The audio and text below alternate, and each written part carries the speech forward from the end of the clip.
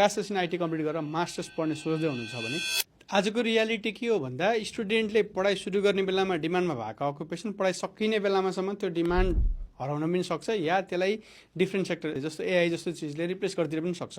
तर core strength भएको course पढ्नुभयो भने चाहिँ स्पेसलाइजेसन लिएर पढ्नुभयो भने तपाईँको त्यो ब्याकग्राउन्डले या तपाईँले त्यो फाउन्डेसनले चाहिँ तपाईँले हेल्प गर्छ। तसर्थ इक्जाम्पल मास्टर्स इन आइटी मात्र पढ्नुभन्दा स्पेसलाइज डिग्री पढेर एउटा त्यो सेक्टरमा स्पेसलाइज गर्नुपर्ने चाहिँ आजको दिनको रिक्वायरमेन्ट हो।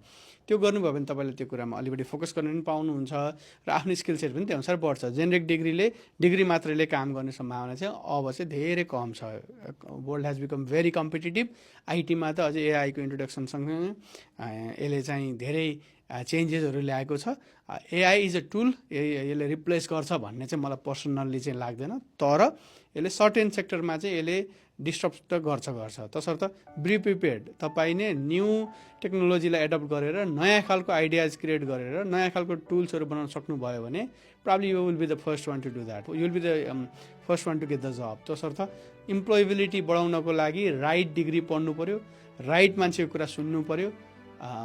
अपर्च्युनिटिजहरू छ, तर जनरल डिग्री लिने र जनरल नलेजको बेसमा चाहिँ जनरल इन्फर्मेसन्सको बेसमा चाहिँ तपाईँले अब आफ्नो एक्सपर्टिज देखाउने सम्भावना चाहिँ कम हुनसक्छ। तसर्थ तपाईँले ब्याचलर्स इन आइटी कम्प्लिट गरेर मास्टर्स पढ्ने सोच्दै हुनुहुन्छ भने कस्तो मास्टर्स डिग्री पढ्ने, केलाई फोकस गर्ने, केमा स्पेसलाइजेसन गर्ने भन्ने कुरा चाहिँ आजको दिनमा एकदम इम्पोर्टेन्ट डिसिजन हो। Contact Tilicho consulting group.